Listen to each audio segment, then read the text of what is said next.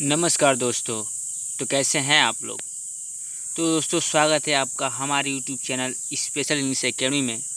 दोस्तों चैनल पे अगर आप पहली बार आए हैं तो चैनल को सब्सक्राइब जरूर कीजिएगा और बेल आइकन को ज़रूर प्रेस कीजिएगा फॉर्मल नोटिफिकेशन के लिए। तो दोस्तों पिछले वाले वीडियो में हमने बात करी थी टेंस के बारे में और इसमें हम टेंस के बारे में बात करेंगे, लेकिन इसमें हम टेंस के जो वेरिफिकेशन होता है जैसे प्रेजेंट टेंस उसके बारे में बात करेंगे। पिछली वीडियो में हमने बात करी थी टेंस के प्रकार की, वो कितने प्रकार की होती है, पर उनके हेल्पिंग वर्ब्स और कंडीशंस के बारे में नहीं पढ़े थे। तो इस वाले पार्ट में हम कंडीशंस के बारे में पढ़ाई करेंगे। तो शुरुआत करेंगे अपना टॉपिक प्रेजेंट टेंस से, अर्थात इसको अगर हम हिंदी में कहें तो कहते हैं वर्तमान काल, अर्थात जो आपका अभी समय चल रहा है उसी को वर्तमान काल कहा जाता है। इसके भी 4 प्रकार होते हैं दोस्तों।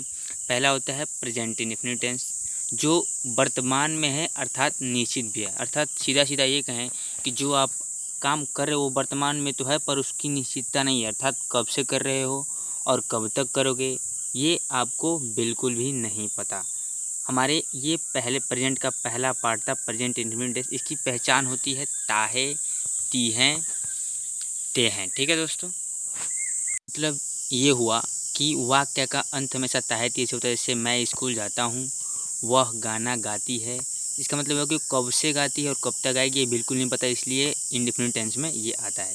अगर बात करें हम हेल्पिंग वर्ब की तो इसकी हेल्पिंग वर्ब होती है डू या डज, पर इसकी भी कंडीशन होती है कि कब हम डू का प्रयोग करेंगे, कब डज का प्रयोग करेंगे, किस स्थान पे करेंगे तो वो करेक्ट होगा और किस स्थान पे इनकरेक्ट होता है। तो इसके बारे में हम जानकारी प्राप्त करते हैं।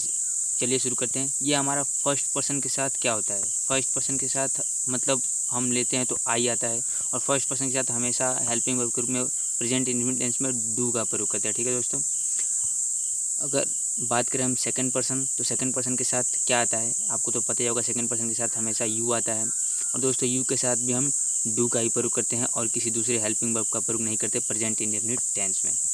और बात करें थर्ड पर्सन का तो देखिए इसके साथ 2 कंडीशन होता है, एक सिंगुलर नंबर होता है, एक प्लूरल नंबर होता है। तो सिंगुलर नंबर के अंतर्गत क्या क्या आते हैं, थर्ड पर्सन सिंगुलर नंबर के साथ क्या आते हैं, ही सी इट। ठीक है दोस्तों, ही सी इट ये सिंगुलर नंबर में आते हैं थर्ड पर्सन के, और इनके साथ अगर हम हेल्पिंग वर्ब का प्रयोग करते हैं तो डज का प्रयोग करते हैं और किसी दूसरे का प्रयोग नहीं करते हैं। और देखिए थर्ड पर्सन का एक और कंडीशन बताया था, थर्ड पर्सन प्लूरल नंबर के साथ, तो ये भी एक कंडीशन है। इसके साथ अगर वर्ड आते हैं तो आते हैं दे, बॉयज़, गर्ल्स, और हेल्पिंग वर्ब इसका आता है डू, अर्थात थर्ड पर्सन प्लूरल नंबर के साथ हमेशा डू का प्रयोग करते हैं, सिंगुलर के साथ हमेशा डज का प्रयोग करते हैं। ठीक है दोस्तों, तो दोस्तों अब बारी आती है कंडीशंस की। ठीक है दोस्तों, कि हम हेल्पिंग वर्ब का प्रयोग कब करते हैं। देखिए हेल्पिंग वर्ब का प्रयोग हम तभी करते हैं जब सेंटेंस निगेटिव हो या इंट्रोगेटिव हो, अर्थात सीधा सीधा कहें तो सिंपल सेंटेंस में क्या बोलते हैं, हेल्पिंग वर्ब का प्रयोग नहीं होता है। जैसे मैं स्कूल जाता हूँ, ठीक है दोस्तों, आई गो टू स्कूल, इसमें ना डू का प्रयोग है ना डज का प्रयोग है, तो हमने क्या बताया सिंपल के साथ कभी भी प्रयोग नहीं करते, ये एक कंडीशन है। वह क्रिकेट खेलता है, यह भी एक सिंपल है। और देखिए वाक्य का अंत किस हो रहता है ती से, और इसकी हिंदी देखिए, इंग्लिश देखिए, ही प्लेज क्रिकेट। ठीक है, तो ये हमारे 2 कंडीशन है सिंपल, जिसके साथ कभी भी हम हेल्पिंग वर्ब का प्रयोग नहीं कर सकते हैं।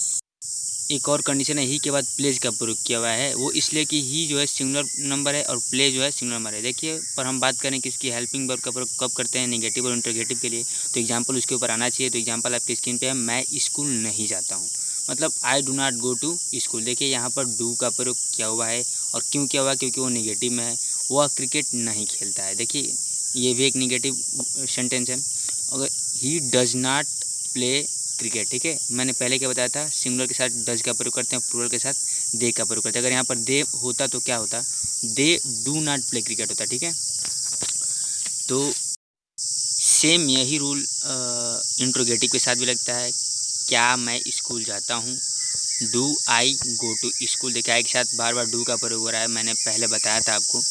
ठीक है, तो ये इंट्रोगेटिव सेंटेंस में आई के डू से सेंटेंस की शुरुआत हो, क्योंकि इंट्रोगेटिव सेंटेंस है। चलिए, क्या वह क्रिकेट खेलते हैं, मतलब क्या वह क्रिकेट खेलता है। देखिए ताहिती संत हो रहा है ना, तो इंग्लिश होगी डज ही प्ले क्रिकेट। ठीक है, ही के साथ डज का प्रयोग हुआ है दोस्तों, बार बार आप ध्यान से देखो, क्योंकि ये सिंगुलर नंबर का, अगर दे का प्रयोग होता तो डू दे प्ले क्रिकेट होता। ठीक है,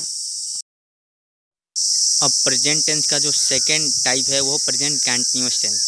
तो दोस्तों आज के लिए मैं बस इतने रहने देता हूँ, क्योंकि मैं ज़्यादा पढ़ाऊँगा नहीं, आप ज़्यादा पढ़ नहीं पाओगे, इससे आपका भी दिमाग ख़राब होगा, मेरा भी दिमाग ख़राब होगा।